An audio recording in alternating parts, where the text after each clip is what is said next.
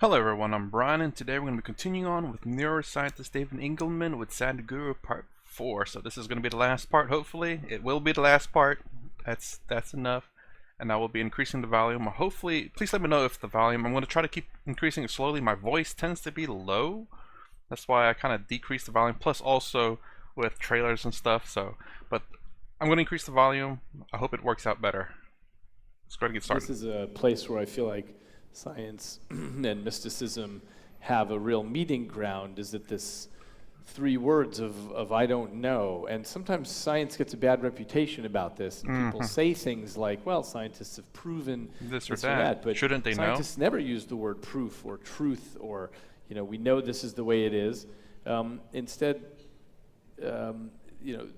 this capacity to hold on to multiple hypotheses at the same time and say, I don't know what is the right answer, is part of the scientific temperament.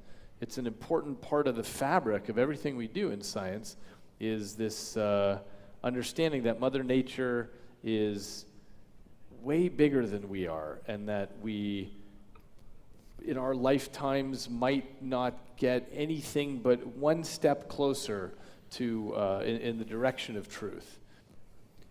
The process, the methodology employed by science is not one lifetime. If you come for 1,000,000 lifetimes, still you will not know, because the phenomena of creation is such, as you're studying it, it'll multiply into 1,000,000 more. That is the nature of creation. The same things can become so elaborate. I think this is what is happening to science. What they thought is one thing, they looked into it, they found 1,000,000, they thought, okay, we got 1,000,000, they looked into that 1,000,000, it became 1,000,000,000, endlessly it's going on, because that is the nature of creation. The example I thought of in that one was the fact that they thought that electrons, protons, and neutrons were like the smallest atom, but now I think they may have discovered something smaller than those. So, looking at the physical phenomena and wanting to know the source of creation is…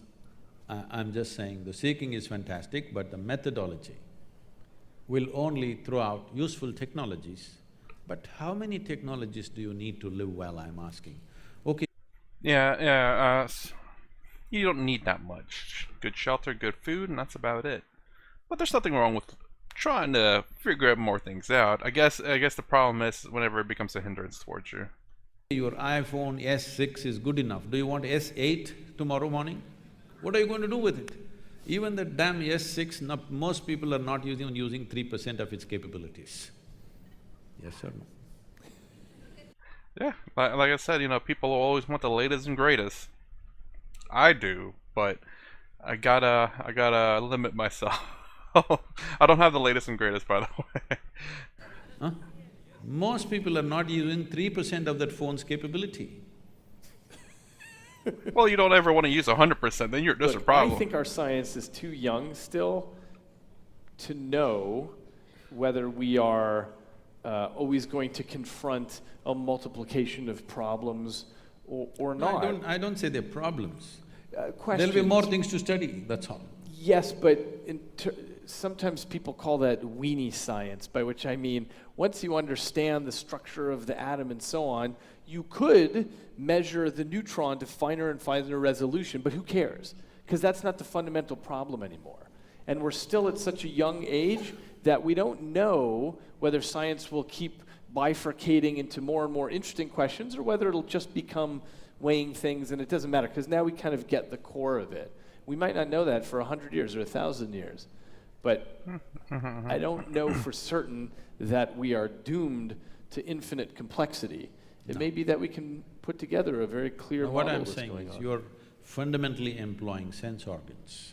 I agree with that. Sense organ is the basis of all scientific pursuit. I'm saying sense organs are not reliable instruments. He says that too, he agrees with you there. You ask the owl. I think that the pursuit of science is really trying to surmount our sense organs. It's trying to figure out this. No, how would they surmount? By understanding laws of nature that we don't know why they're true, but they seem to be correct. like quantum mechanics, like basic Newtonian physics, by, figuring out why force equals mass times acceleration. Why is that true? Nobody knows. But that's the way that people pursue trying to understand. It's a way of reaching into the cosmos and figuring out that there are laws that go beyond my sense organs. I have no way to smell or touch F equals ma, and yet it seems to hold. And that's the sense in which we go beyond the little peripheral devices that we come to the table with and try to understand what's past that. It is true that we have to translate things into equations, and equations we might write down or we might hear if we're a blind person. But in theory, that's something that's beyond our basic sensory apparatus. See, we distribute this, just for convenience, I'll make it into four, okay? We look at creation as four different dimensions. Sthula, which means the gross physical creation. Gross? Sukshma, which means subtle. That means you cannot perceive them through sense organs, but if you hone your attention to a certain level, then you can perceive that. So this is called as Vishesh Gyan, which means an extraordinary perception, or it's called Vigyan. Today in India, in local languages, the word for science is Vigyan, okay? That means it's Vishesh Gyan. Vishesh Gyan means extraordinary perception. So we are perceiving things that our sense organs could not perceive, but still they are in the realm of physicality. And all physicality is perceivable through sense organs if they are honed well. If you may not be able to perceive, some other creature on the planet is able to perceive. Yes. I think… Yeah, many different creatures Yes. have totally different So slices they're of able their to perceive. ecosystem. That means it's still physical reality. So what is called as sthula is gross reality, which all of us can see, hear and smell. What is considered as sukshma, still physicality, but so subtle that your eyes and ears are not good enough for that, but if you're willing to pay attention, you can perceive. Then next is called as shunya, which literally translates as emptiness in English, but emptiness is not the word. It is physicality without form. There is no form. All physical has defined form, but shunya means physicality has reached a place where there is no form to it, it's just physical, or it's fundamental material of physicality. The next is called as Shiva, which means that which is not. That means that which is not physical at all. So existence is seen as these four components, and how to perceive these four dimensions. There's a whole methodology. Why I'm saying this is, if only scientists who have pursued things so far into physical reality, if they pay little attention to the most fundamental physicality, which is themselves, if they turn inward rather than constantly looking through a telescope or a microscope, if they spend equal amount of time turning inward, I think something phenomenal could come out of it. For many scientists, the reason… I'm trying to understand what he's saying, trying to think of it and put it into words. The thing I'm getting about this conversation, they're talking about two different things. He seems like, at least from what I'm understanding, he seems like David is talking more along the lines of the physical realm, which science can only explain the physical realm and nothing else, I don't believe. But Sadhguru is talking more along the lines of humanity, people themselves being happy in life, which is completely different that science cannot explain. The reason they turn outward is as a way of understanding what this is all made out of, which would include understanding something about what a piece of life is. I don't know if science can explain that. I think the methodology that Sadhguru will be able to explain that, but again, because what life is to every individual is going to be a little bit different. Let me ask you this. When you say, I am a piece of life, you are a piece of life, I hear that and understand it in a particular way, but I want to know what you mean by a piece of life. I want to know what you mean by a piece of life. So if I were to answer that question, that is a question I've not thought about. But the closest thing I can answer that to would be we are kind of like an organism in this universe.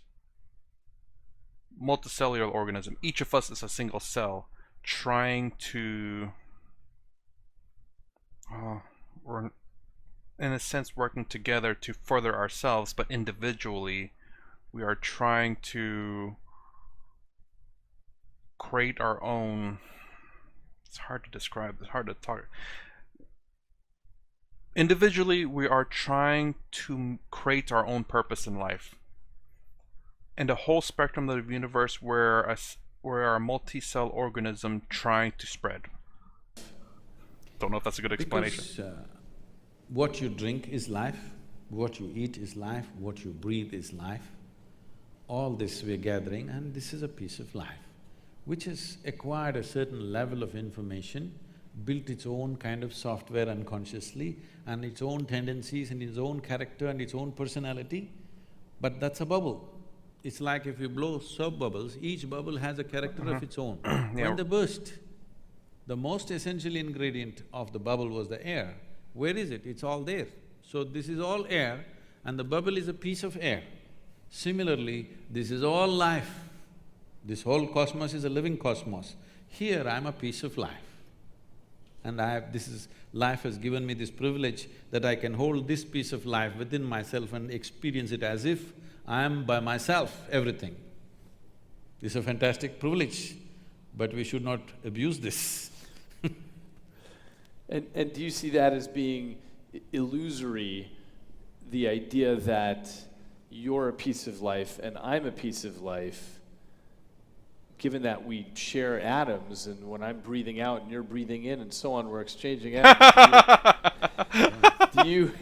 Do you see that as an illusion that there is a you and a me, or are we all the same life? Are we all the same life? We're all from the same matter. We all, like the astrophysicist guy. God, I am terrible with names and terrible at memory. Everything in the universe is created from, he says, stardust. We are part of that stardust. See, the thing is, right now, all these apps have come and different kinds of softwares have come. So this is easy to understand today because people are using this thing all as if they're live, okay? And they're alive in their own way because a certain amount of information has been calibrated in a certain way to do certain things. And it's almost alive. I think most people have a better relationship with their WhatsApp than with their family. Oh God, I don't have WhatsApp. Yes, people are so engaged with it. Yeah. I remember a famous picture of people just. Sorry, I keep pausing it, but it's just he brings up so many things that I've seen in my life where you see it's a picture someone drew where they have the phone in front of them, but you see their face getting sucked into the phone. You see a couple of people doing that. It basically is a sense we're seeing our society being sucked into technology or phones. Because it has a character of its own, and it's even predicting what's the next word you will type. Ooh, yeah. Which your family cannot do, your friends cannot do probably. So, this is just like that. It has accumulated a certain amount of information. This vast life that's available, around it we formed a bubble. This is my bubble, that's your bubble. What is the content of the bubble? It's the same stuff. But what is the surface of the bubble? My surface is entirely different from yours.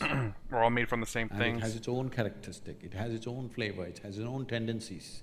So this is an unconscious software that every one of us are building with phenomenal amount of information that we are acquiring as we sit here.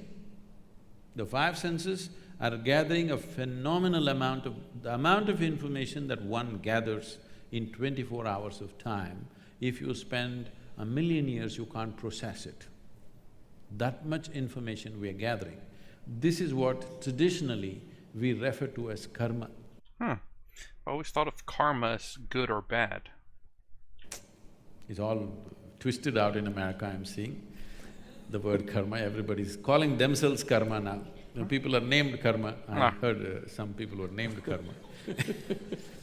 So suppose we see right now, we don't know how the outside weather also is quite good, I think in the evening. At least the air conditioning is good, everything is nice, you're fine. Nobody's troubling you here, but you're sitting here miserably. Then we say, "Ayyo, it says karma." What it means is, the word karma literally translates as action or doing. So we say, who you are right now is entirely your doing. Entirely your karma? The way you have structured yourself, knowingly or unknowingly, the kind of womb that you were born in is also an unconscious choice, because you created a certain type of tendencies. That's where you moved, in search of that kind of tendencies. What facilitates that? So this software is building up all the time unconsciously. So only thing that I want to say now is, whatever you can do unconsciously, if you are willing, you can do the same thing consciously. If you can build so much software unconsciously, if you are willing, you can restructure that consciously. And I think that's what I was saying earlier, where like the stuff that he says I kind of knew, which is subconsciously, but when he said it, it brought it out consciously for me to know, even though I knew it subconsciously. It's really interesting. I can show you millions of people who restructure themselves in a matter of few weeks. I can show you a few people where the very shape of their face will change in 24 hours' time, simply because they start a certain process. Entirely, their whole personality is altered within a matter of 1 or 2 days of doing certain processes, because distancing yourself from your genetic memory, there's an entire process. Most Indians have forgotten, otherwise it was there in every family. Whenever somebody dies, or even when your parents are alive, there are processes how to distance yourself from your genetic memory. Because this is very important. If you want to be a unique, fresh bubble of your own, then you must distance yourself from genetic memory, otherwise you will see at 18 you're a great rebel, you don't want to be like your parents and this and that. You see when you're 45, suddenly you start walking like your father, talking like your mother, stuff is happening to you, you don't know, because don't underestimate these people. They won't give up so easily. Your grandfather may be dead and gone, but the guy wants to live through you. So the thing is to distance yourself from genetic memory so that you don't become a cyclical pattern of repetitiveness. You want to be a fresh life. That means you have to recalibrate your software consciously. Anything that you can do consciously, you can also do. Anything that you can do unconsciously, you can also do consciously, if the necessary striving is there. I'm wondering, whenever he said it, it made me think of this, what your parents do when you're a child, you learn it subconsciously, and then when you get older, you sometimes end up repeating what your parents have done. So if your father was, say, a beater of women, and you see that, you may end up growing to become like your father. Or if you're a daughter, and if you're a girl and then you watch what your mother has done, you may end up repeating what your mother has done. But if you consciously think about those things, you won't repeat those things. If you think about it and you actively act against the negative things, you can make yourself a better person. I'm thinking that's what he's trying to say there. Oh, that's my understanding of what he's saying there. What does it take for people to have that level of striving? It depends how far they want to go. If somebody comes and asks, if I want to know the entire, not the new physics, what has happened till now, if I want to know, how long does it take? A lifetime. If a fresh student comes and asks, is there a time you can say? No, you can say, okay, start on a science undergrad, let's see. If he does undergrad and he thinks he's beginning to know everything, then you start telling him, this is not it, you got to do your master's. If he does that, you will say, then you have to do your PhD. After your PhD, you're declared that you don't know much. Yes.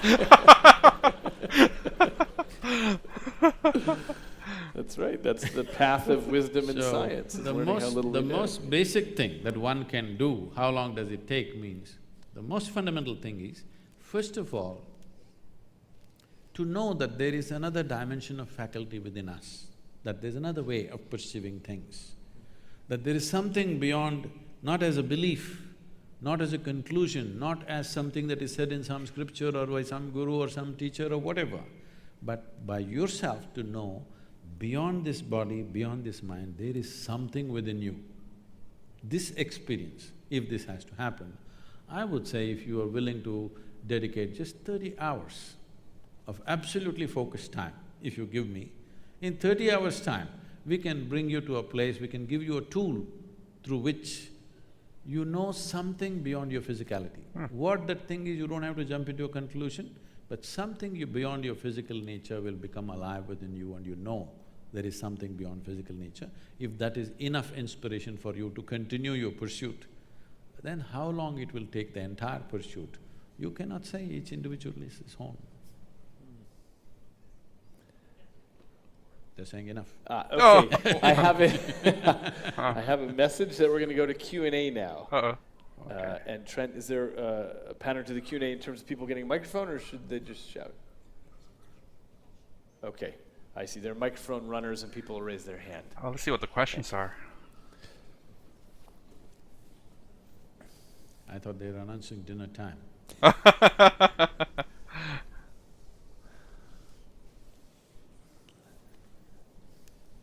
Good evening, Sadhguru. So my question is directed towards you.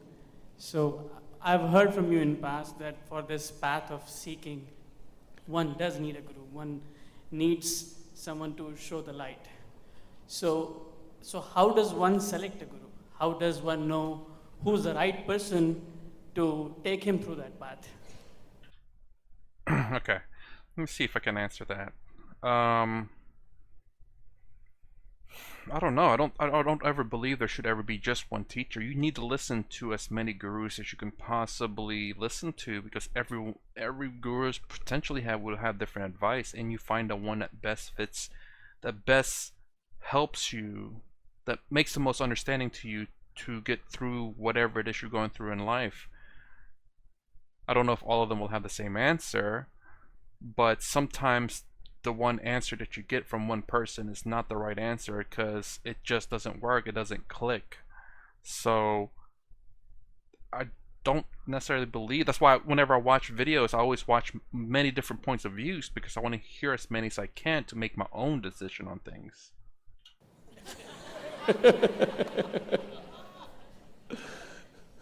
I've got an app for that. See, if I give you a torchlight in your hand, it still does not mean you're going to find your way home, okay? A torchlight just shows how you see it, whether you walk the right path, with how you handle this, all this is entirely left to you. Yeah. But it lights up. The torchlight lights up so that you don't step into a drain or you don't step into a ditch. It lights up the place. But with the torchlight, many people have walked to their death. Yes? Yes, people have. With headlamps on, they've gone crashed, right? So, this is just lighting up the place. What you do is always left to you. So, which is the best light? Today, I think LED is doing well.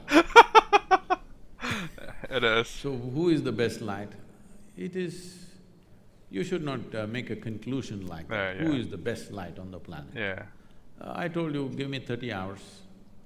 If it works very well for you, if it enhances your life, well, let's try 60 hours. If it works really fantastic, let's try a little more. 90. Let's go in installments. I don't want anybody to be hanging on to me thinking I'm their savior or something. That's not the way to go for it. Experiment with it. If it works, let's put more energy and more time into it. If it works further, let's put more energy and more time into it. I think that's the way to go. Not today coming here and making a decision, okay, this is my man. This is not marriage, okay?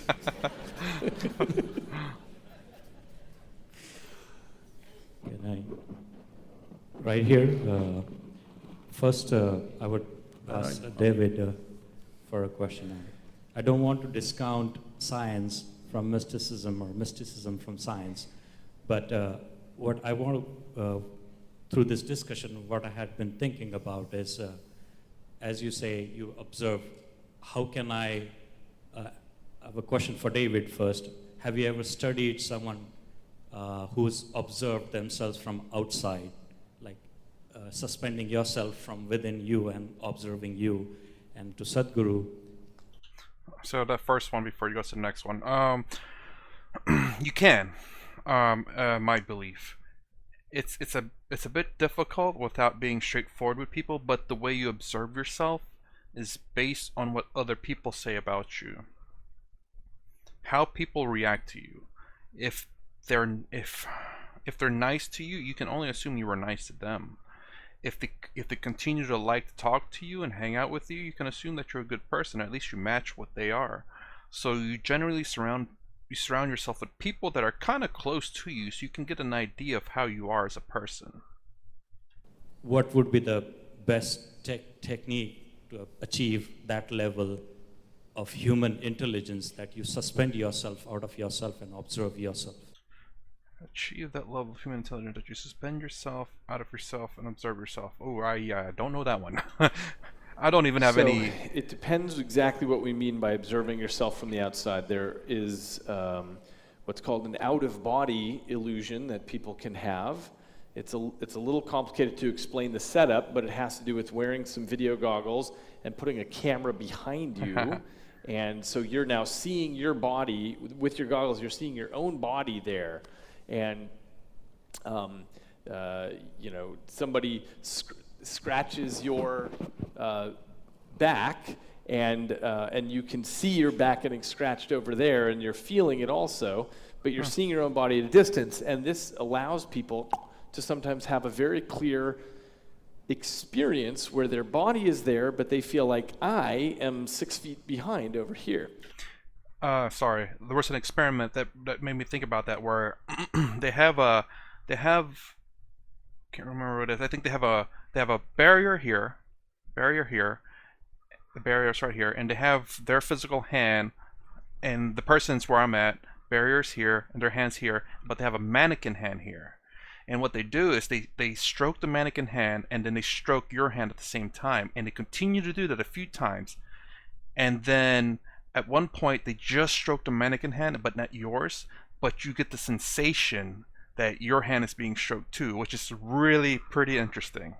So that's what it kind of reminds me, because even though your hand's not being stroked, but whenever they stroke the mannequin hand, you feel the sensation going through your hand for some weird reason.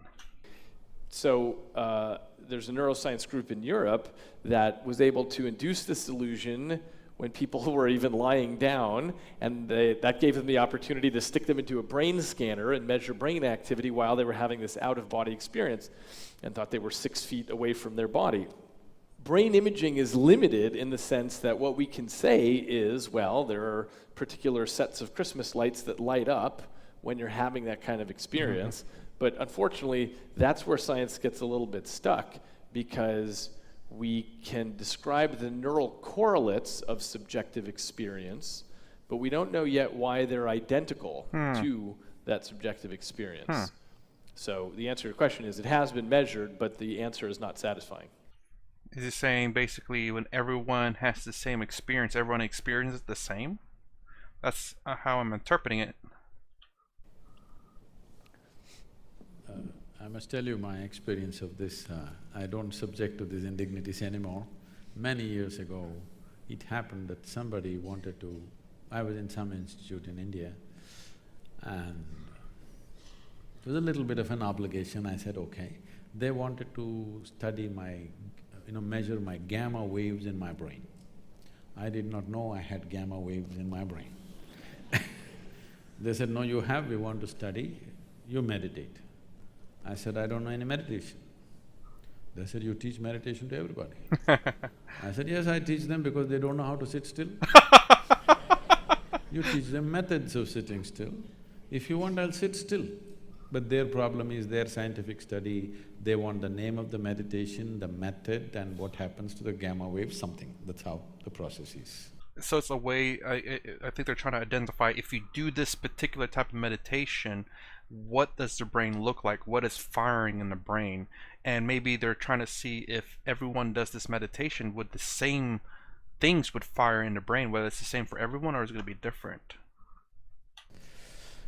Then I sat still, they put some 14 electrodes to me and I sat there. After some time, maybe 15–20 minutes, with some metallic object, they started hitting my knee. What? I thought, okay, part of their experiment, and I sat there. Then my ankles, you know that funny place? That very painful place. They're hitting that place. Oh, I dude. thought, okay, it's their experiment, damn experiment, it's painful. That's weird. But it became very persistent and extremely painful. Then I slowly opened my eyes, okay, why am I being beaten up like this? I opened my eyes and they were all giving me a weird look. I said, did I do something wrong?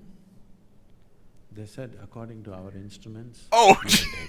I said, that's a great diagnosis. You're dead. Gee. And Wow. then they said, you're either dead or you're brain dead. I said, no, that's too insulting. I'll take the first diagnosis. I'm dead, I'm okay.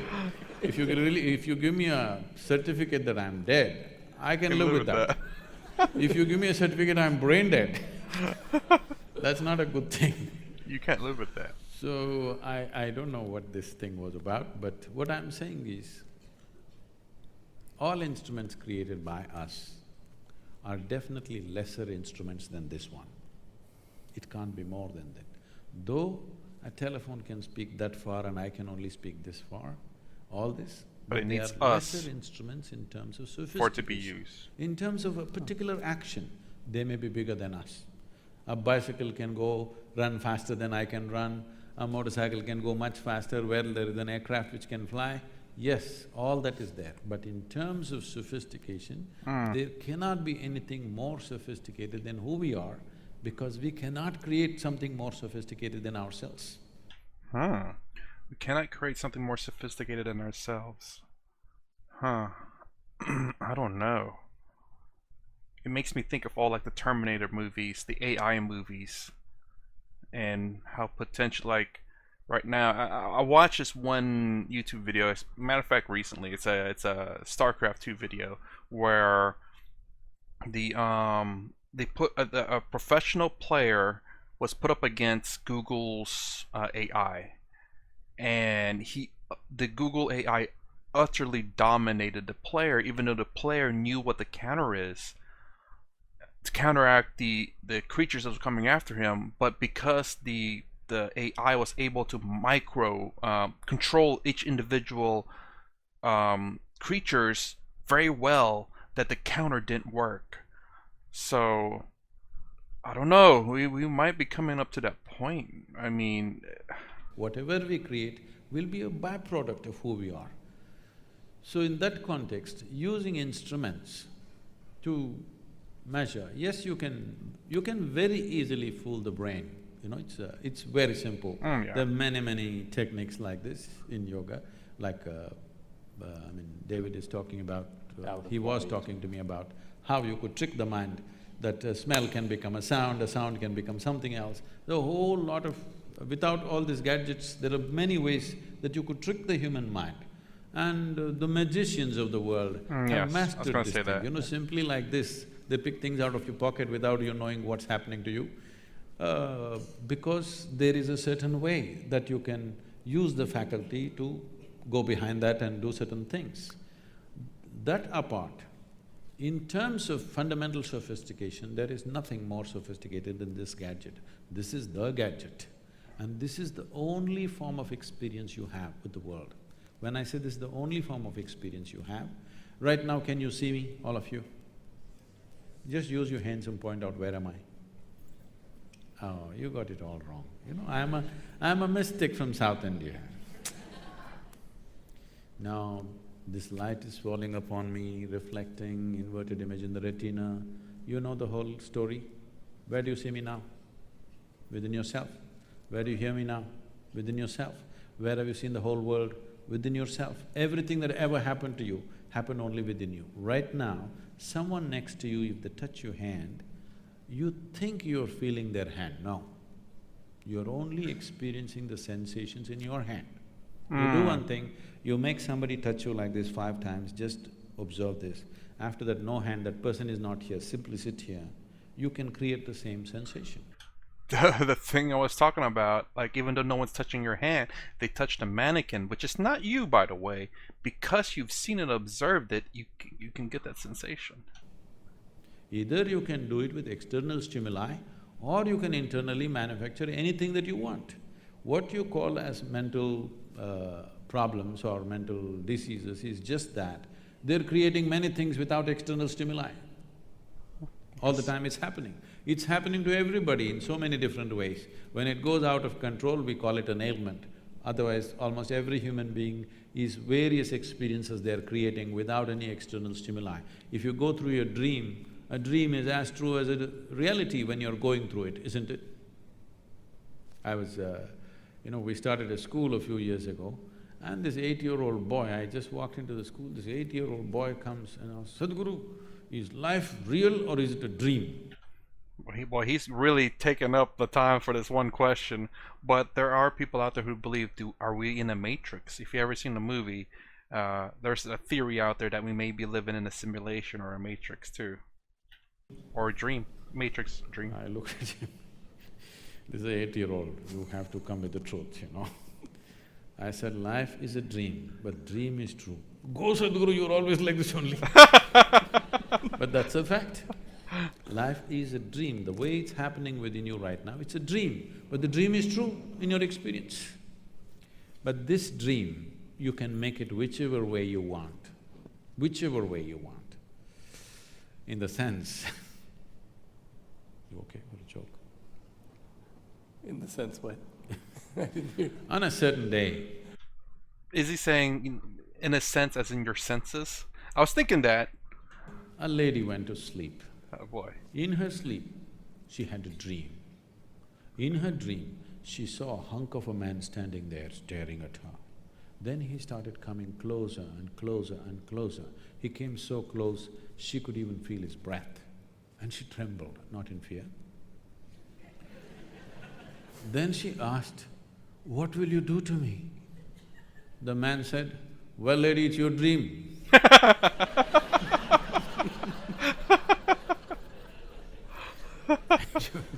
If you want to say something, please.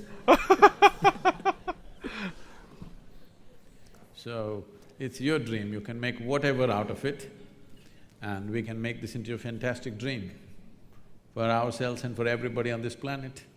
Science and technology has done wonderful things for us to enhance our dreams. But I want the scientists to meditate. Yes. Thank you very much.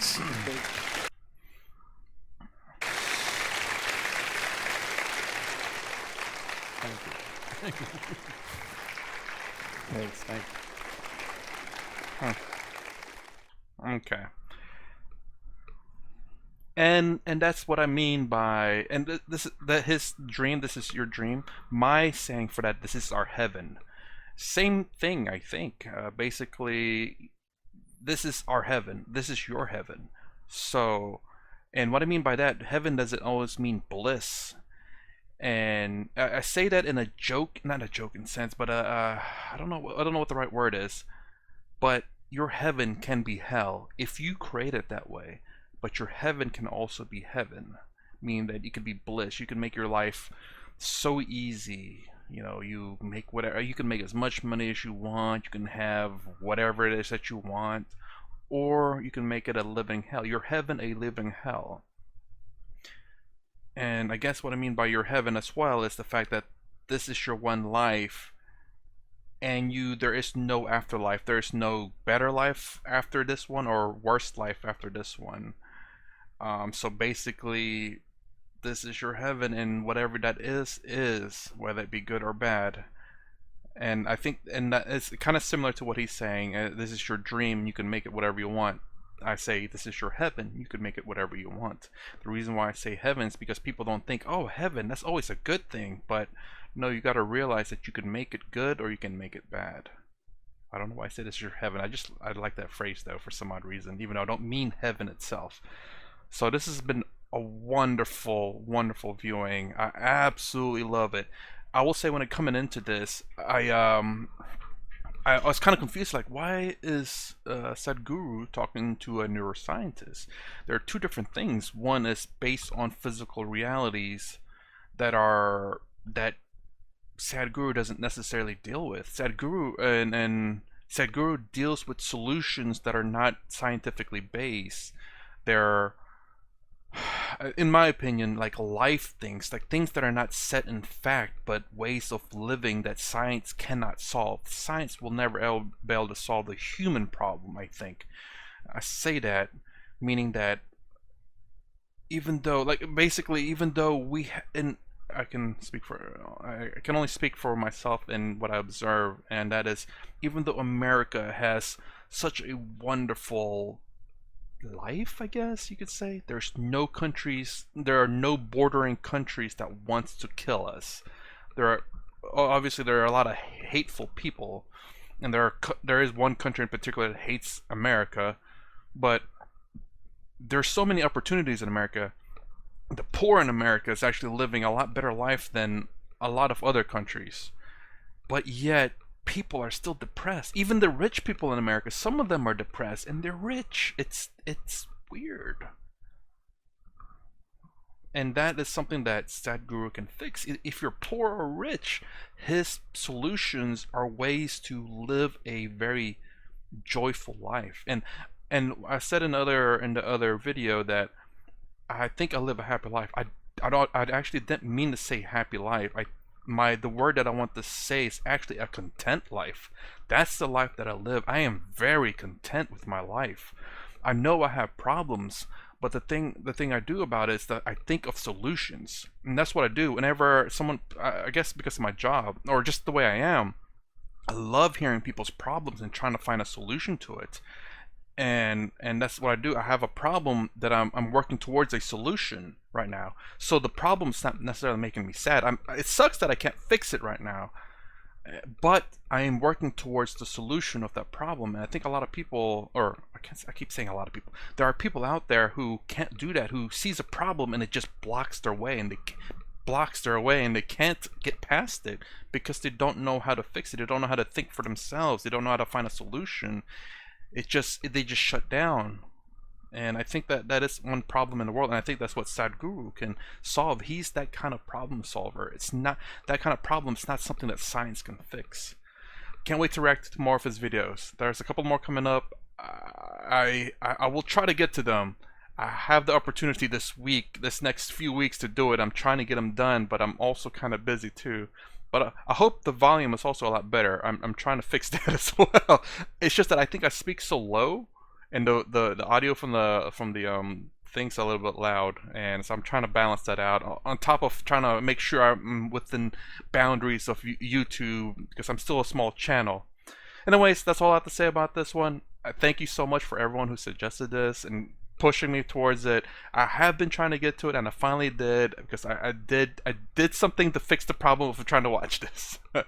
So thank you everyone for watching. If you like my content, please consider subscribing. Thumbs up, thumbs down below. Thanks for watching. I'll see you in the next vid.